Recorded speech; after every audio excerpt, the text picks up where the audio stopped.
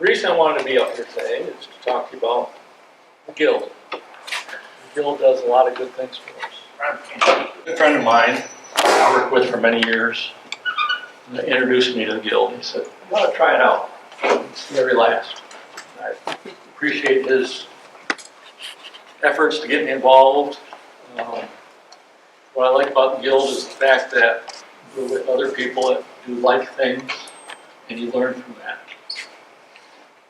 Another thing about the Guild that I think is very important, because I'm chairman of the committee for it, is the toy and box program. We were fortunate enough to have someone come in, some of you saw it. A young lady came in from the hospital this February and talked to us about what they do with all the toys, things that we give them. It was really eye-opening for me, even though I've been involved for several years, how important it is for the kids and the help that we give them by presenting these toys that we make. And they can play with them in the hospital. They're used in the rooms where they go for appointments. Their siblings can come and play with the toys when they're getting their appointment. So it's a really worthwhile thing. I know me personally, I really enjoy the feeling I get from when I donate these things to the hospital.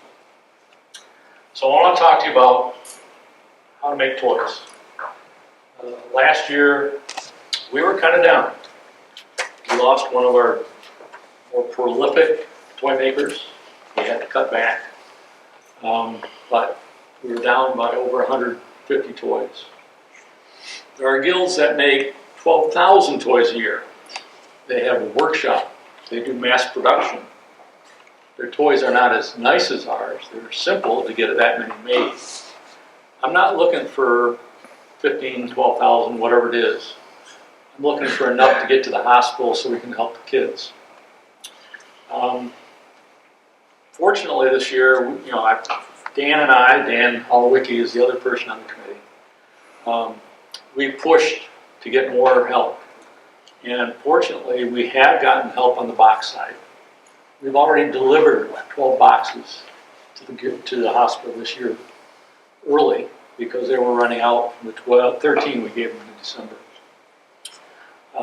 So box side is doing pretty good. If you want to make boxes for us, we love it. The families really appreciate those. But the toys were down also. So there's a good sample of some of the toys that you'll find on our website. There's plans for those. A lot of them are very simple plans because they were hand-drawn years ago, like that. There are some others that Mr. Dave and his team put into CAD, and you have drawings like that. Give you all the dimensions. Can't go wrong. That's a big help. So when you want to start making toys, if you could go to my first sheet. I've got 3 sheets to look at. Basically, it's where do you start? So our website is a very good place to go. They've done an excellent job of putting that stuff up there. There are a couple of documents that if you're going to make toys, you should look at. One is the guidelines of the finishes, because there are certain restrictions that a hospital has to put on it in terms of what kind of material is used. You can't have nails, you can't have screws, nothing metal on a toy. You can in the boxes, but not the toys. Is that a website we should show? No, they can look at those. I don't want to take too much time with that. So it's right here. Yes, it is. All right. So it's, again, just guidelines of what you should or shouldn't do to make toys, primarily toys. Besides our website with a lot of choices, you can go to Pinterest. There's a lot of online places you can go to find designs. I took a picture of one, laid out myself, and used that. There's just a lot of ways to do it. Look up, you can search for wood toys. You'll find pages and pages of samples. The hospital likes toys that have wheels primarily, because they want the kids moving. They want them to slide them down the hallway and go chase it. Movement is very, very important when you're in hospital. Intricate designs are nice to look at, but it's not what the kids need. And it takes you a lot more time when you have lots of parts, right? Right, Bird? Yes. He was doing some fabulous designs. He said, I can't get very many out that way. So he's scaling back a little bit, and I think it's the best way to go. So keep it simple, make it look nice. A lot of them go home with the kids, some stay in the hospital. So you need, as far as what you use in materials, pine, 2x4s, just try to avoid knots because it can open up. And it's hard to clean if there's a knot in it. Plywood, laminate pieces together. We've had quite a few of those. Hardwoods. You don't want to paint necessarily hardwood, but that's okay. The hospital, the kids like painted toys, bright colors. But hardwoods, combining oak and walnut together, gives you some contrast. Those are very nice. Nice clear finish. That's certainly acceptable. They won't turn them away, I can guarantee you that. We do provide certain parts when you're making toys that we give you for free. Wheels, there's 2 styles and 3 sizes in each. Inch, inch and a half, inch and a quarter. And the difference in them is one is kind of a plain wheel. And actually there's one on the table over there. And then the other ones are these. See that? Well, that's not on there, sorry. They just have lines on it. It looks more like a racing wheel. So both those styles are available. And that's a plain wheel. Just this. That. I just gotta stop playing with it. So that's just a plain wheel. No, it's not even on. Okay. But again, we have 3 sizes, and we'll get them to you as quick as you can. Then we go up.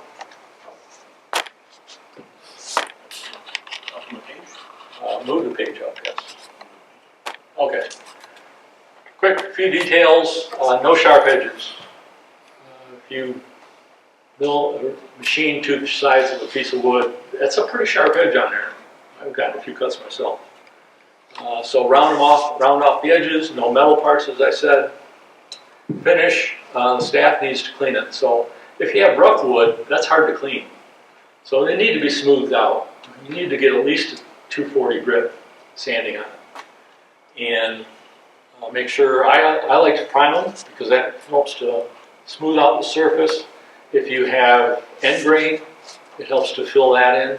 I've actually taken some putty and filled in some end grain because it just doesn't look good and it's not a smooth surface.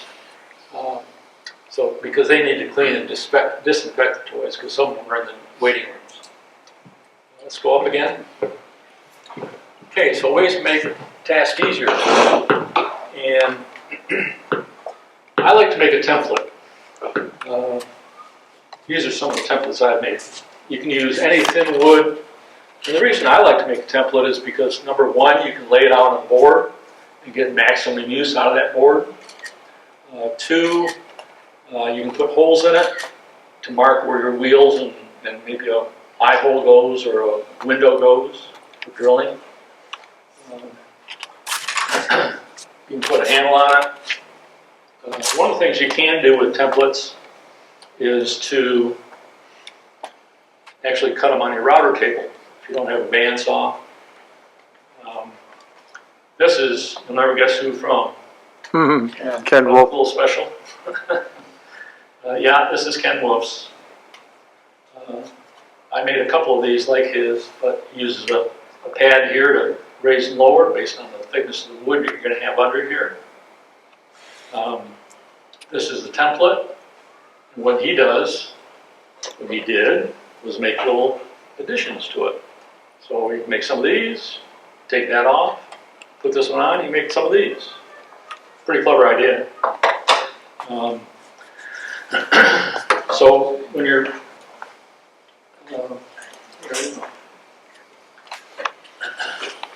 again, like I said, I put holes in them, I put a nail through it, mark where it is, or you could even put the hole size you need and drill through this with a tape down to the tack. Template material, again, anything. I use acrylic because I have a bunch of it on hand. You can use plywood, thin particle board, and that's especially good if you're using a router. I got away from the router because, especially if you have a small one, you hit some end grain, and I've had them fly away on me. Not fun. Where do you get Kind of your hurts. acrylic? I bought this stuff for doing cake stands for my daughter-in-law. She had a bakery. There's a place in Detroit, I'm trying to remember the name of it. There's several places around. You look up acrylic and you can find it. It's easy to work with, it's easy to sand. I think Albro on Schoolcraft sells it. Oh, okay. The one I was going to was in Detroit someplace. But, so that works good. So when you're cutting out bodies, again, you can use a router with templates like this. This is the classic one that Ken had made with a handle on it. You can keep your hands away from the router bit and do a pretty good job with something like that. But when you're getting the smaller ones, even that small, trying to hold that with a router, just glue the double-sided tape to the top of it, it can get away from you. So that was the first time I bought after I got some away from me, I bought a bandsaw, first one. And that makes a big difference.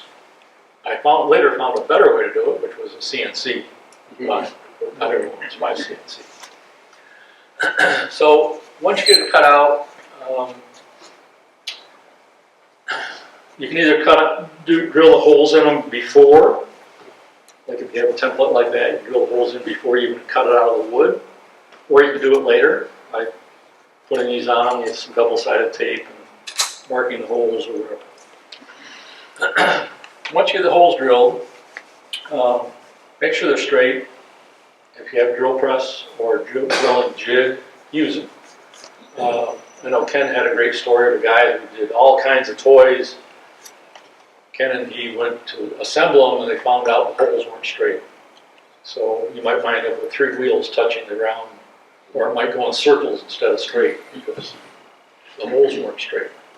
So it's kind of a big thing actually, if you want a good quality toy. When we use your bandsaw, you just freehand the pattern? Well, what I would do when I was using bandsaw, I would lay them out first. Like, for example, this one, you could have one that way, and then you put one this way, and there's no loss of wood in between. I mean, if you just stack them this way, you can be losing lots of wood. So you get a lot more out of your effort.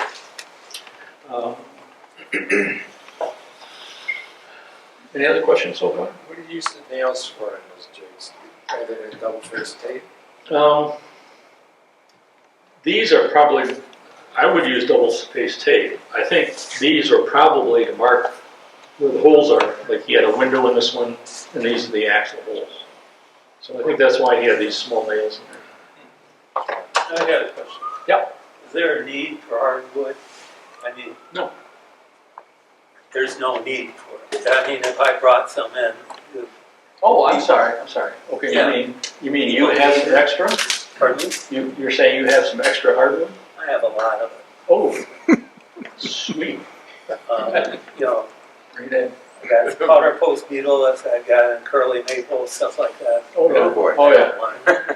I've gone to a few cabinet shops and such that ask them, do they have any spare wood? And they say, no, we don't.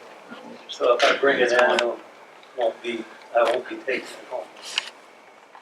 Well, I will take it home and distribute it. I'll let people know what we have. I've been trying to find a way to get people to donate wood. I think someone told me that there's a mill where they have wood available. What was that? Yeah. Near me, and I know they got them all over the place. A place called N.A. Mann's. They're big lumber place. They do a lot of interior work and just higher end homes, but, near me, they also sell a lot of lumber, wood to contractors.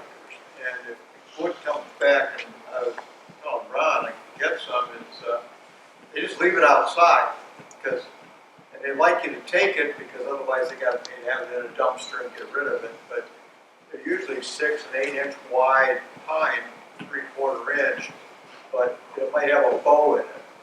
They don't, they're 10 foot or whatever you want, you know. So, but if it's got a bow in it, they just return it to Mann's, and Mann's gives them another one, so. Is that the one, is that the man's on Michigan Avenue in Canton?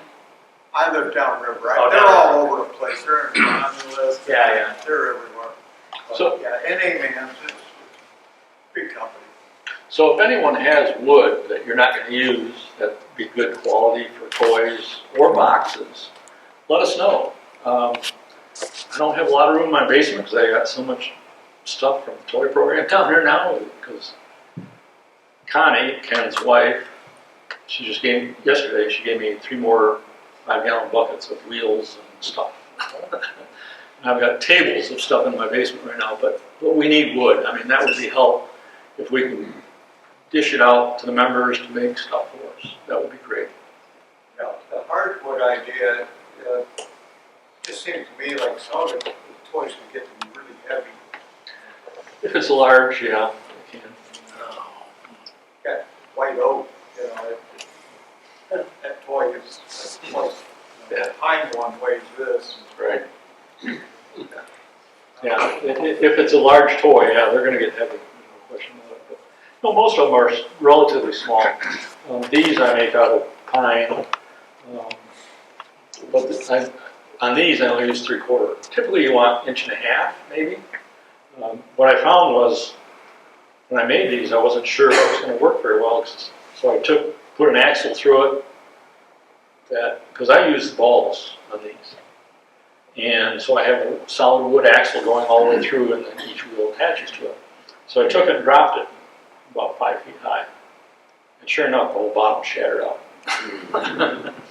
And I had some I made out of maple, and I did the same thing. Nothing happened. Axle didn't break, toy didn't break.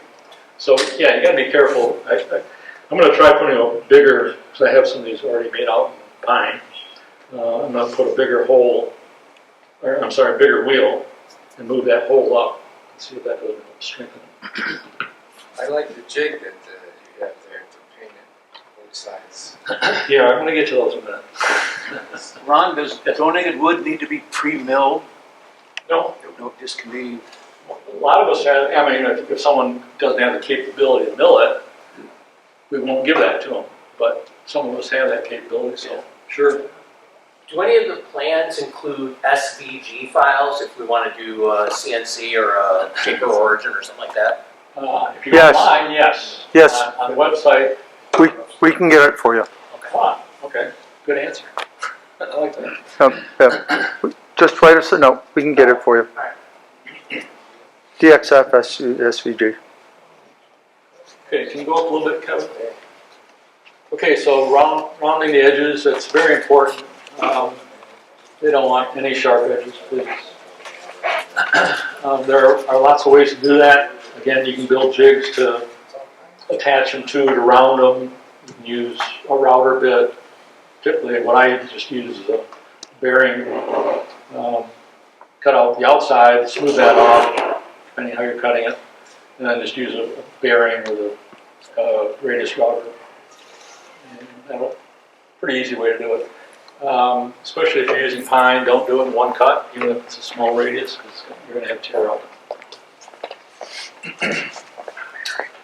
So after you round the edges, sanding.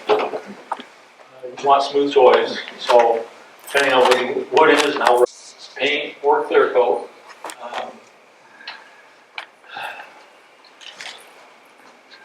I think we already covered that. you use a rattle can for painting, or you use Yeah. I do. But it's all water-based. They want, like, one of the best ones to use, 2X, that's a lacquer base.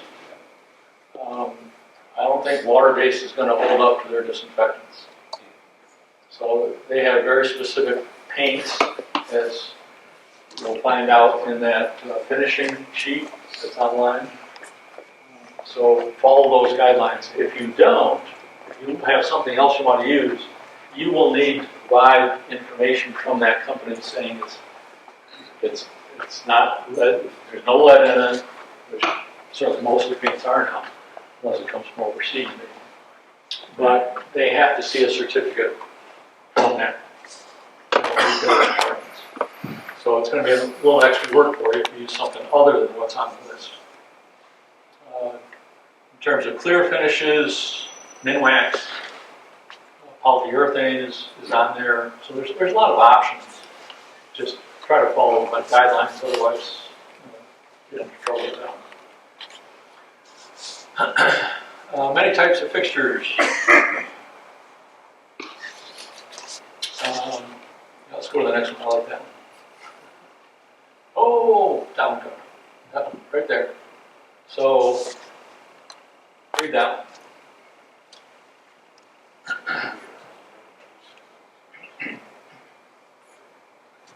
See the red? Okay. Anything on that table is from our dear friend Ken, plus these. These are there.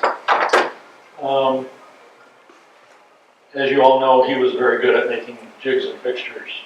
And so his wife wanted me to have those to hand out. The one,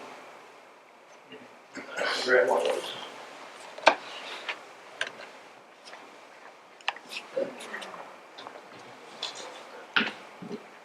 So there are many kind of jigs and fixtures that make it a whole lot easier. If you're doing bodies, you can do something like this. Just put a body on there and spray around it. This is a little more awkward though because bodies come straight out, it's hard to get the bottom. So this was another design from Ken. I made my own and just flip it over. Paint the bottom, paint up there, flip it over, paint the top, paint down there. Beautiful. Works great. Yes. Do you use that? Yeah, that's mine. I use that. How many of those do you have? I built 2 of these. So you can only do 2 at a time? Wait, more. Okay. I didn't want to take time to build more of those, so I took a piece of 2x4, put some holes in it, took a wire out, put it on an angle, just like this is, and it works just as well, except what I found was it's a little bit harder to get to the bottom. Yeah. Because you can't turn it upside down very well. So you're going up like this and trying to spray it. So these work a lot better. But if you're trying to do something quick or do more of them and you don't want to build that many, just some wire will do it. Unfortunately, my paint loose in the basement on a carpet floor. I tipped it up, and sure enough, it fell off on the carpet floor. With paint on it. So, you know, it's a little more difficult when you do it that way. I've just done it in 2 stages. Flip it upside down, do the bottom, let that dry for 2-3 days, flip it over, do the rest of it. Yeah, this just does it all in one day. But I can only do 2 of them or 3 of them, or Well, something like that. Or you do Try more. to do dozens. You build more. It's up to you. By the way, on the website are plans for that fixture.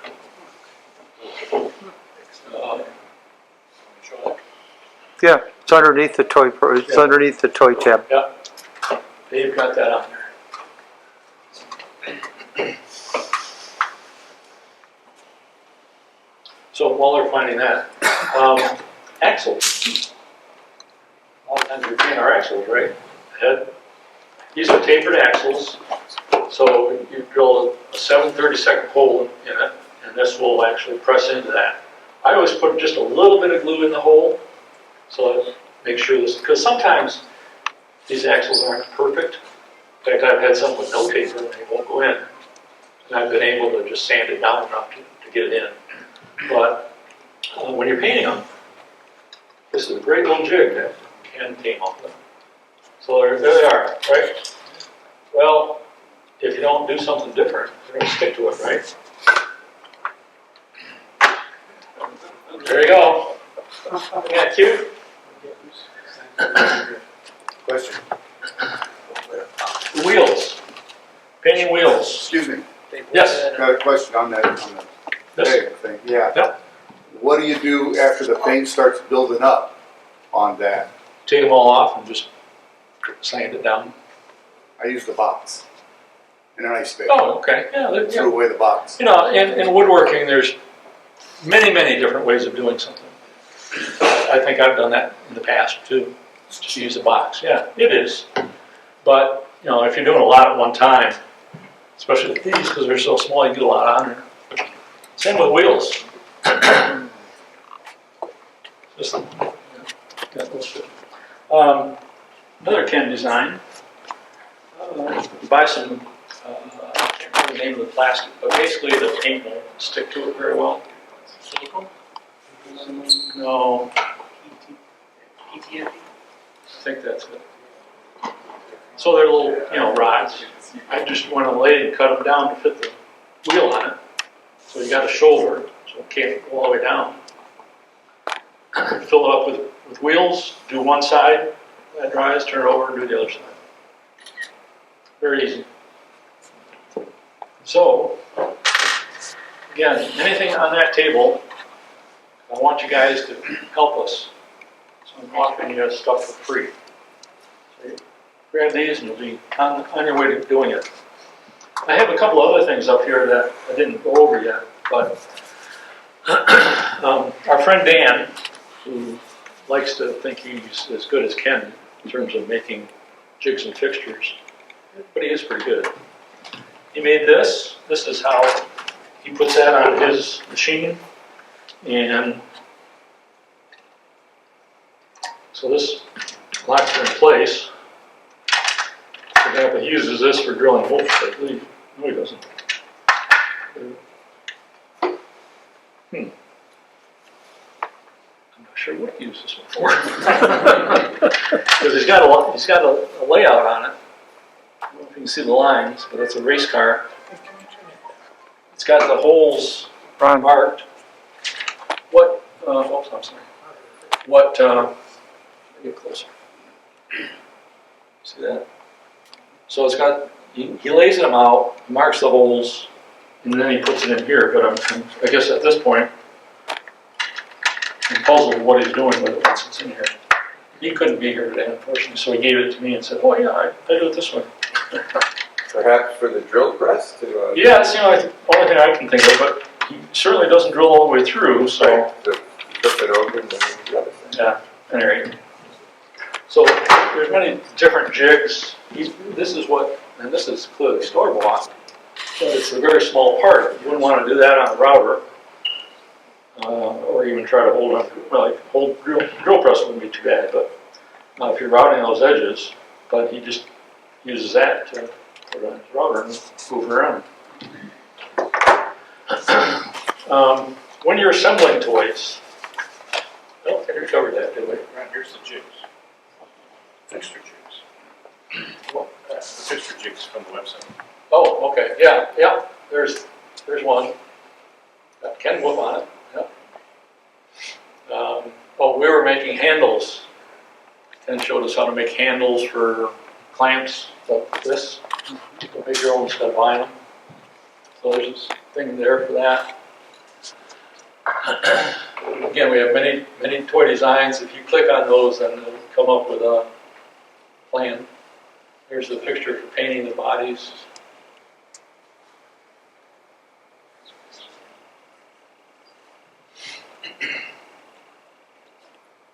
So these are all from Guild website. Yes. Can we go back to my documents? By the way, I graduated from Bentley too. And I was a shop assistant. And I got a certificate also.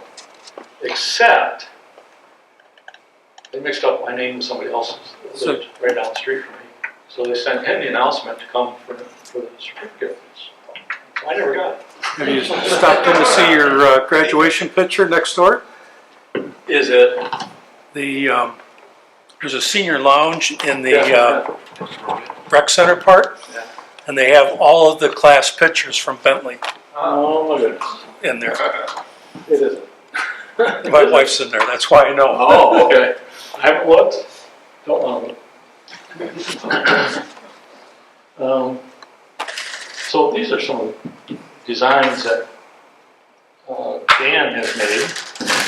When he gave me this, again, he uses the same approach. Stick it in there. It's a good way to do it. And then you just take it off and turn it around and do the other side. I don't know if he's still doing it this way, but I guess he wanted me to share this. For example, this is basically the body for that. So he marks the boards, gets them down to the general shape, then he marks them, and all the holes go, lays them all out. It's got to take a long time to do all that. That's why I like templates. He did the same thing. This was a race car. He starts out with a block. Well, he has a template for it. There's a template for it. Got holes in it. He starts out with a block, lays it out after he's got the block in shape. And then he goes through the different phases. You can see he was using a router. And this is where he gets smoothed out. He used drum sander, oscillating drum sander. Those work good for smoothing out like that. Belt sander. This is where you put the radiuses on, and that's ready to paint. So again, there's a lot of ways to do it, and we're just trying to give you some ideas to make it easier for you, because we need help. We need more toys to take to the hospital. In this month's newsletter, there's an article about building these toys. Yeah, actually, there's one more month. Well, I think that's the final month. The first month was February, and Dan did a very good article about how he builds toys. And it's using some of these jigs that he had. It's only a 2-pager. And that was just the kind of roughing out the toy. And in May, there's another article in the newsletter that he goes into more detail. That's like 3 pages. Up to rounding the corners, basically. And then he's going to have one on, I think the next one's going to be on finishing the toys.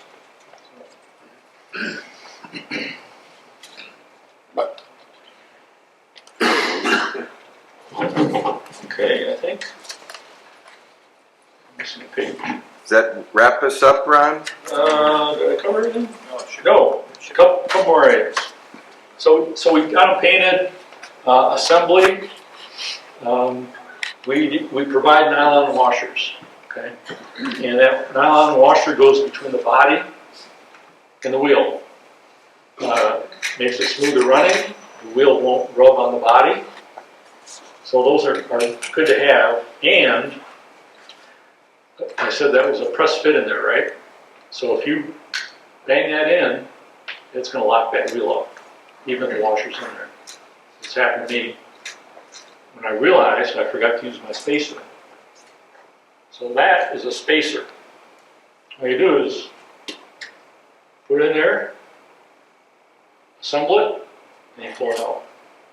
And it gives you enough gap that you're not locking up that wheel against the body of the washer. How thick is that spacer? That's it? Oh, that explains why you brought the jug. Yeah, exactly.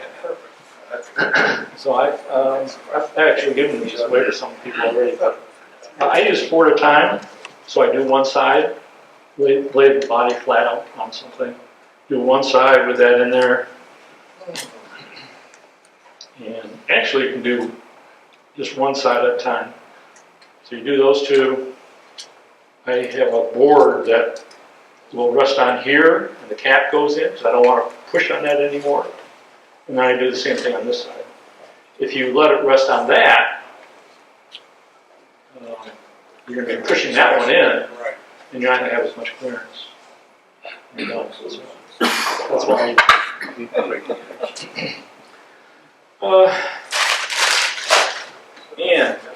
once you get them assembled, again, that is for our axles, it's a 7/32 hole. It is a press fit, use a little glue. The other thing you can do is, on the axle itself, just take a little wax before you put it into the wheel. And before you assemble it, put a little wax on that end, on the end cap, the hubcap end of the axle.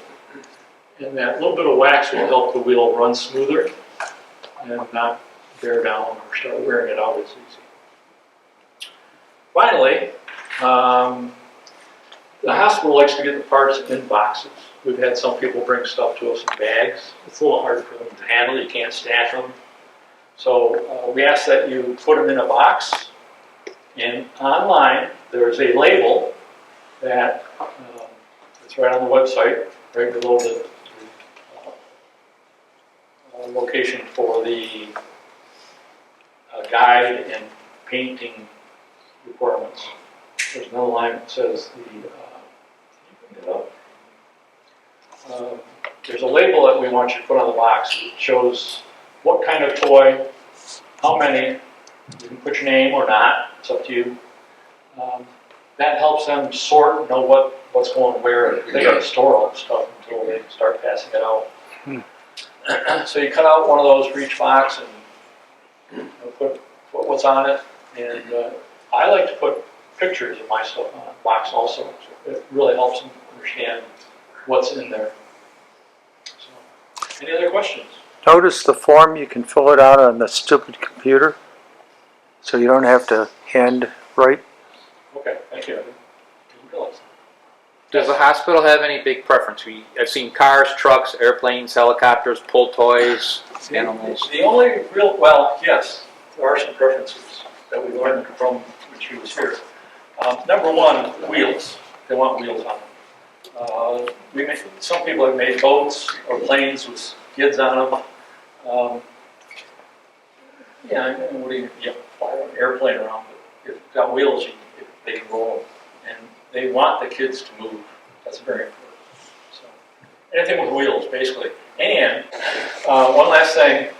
One of the things that she says the kids like now is dinosaurs. So if you can find a pattern for a dinosaur, that'd be nice. Real quick, are there specs for what to use for the pull part? Well, like if you're making a pull toy, what do you make? I use just some nylon cord. Nylon cord? And shove in some of those. Like braided so it doesn't fray? Yes. And what I do is I put a ball that's fairly good size on the end. I use like a cylinder. Okay. You use some. But there's no worry about length where they won't choke or wrap it around their neck or anything like that? We don't have anything about that?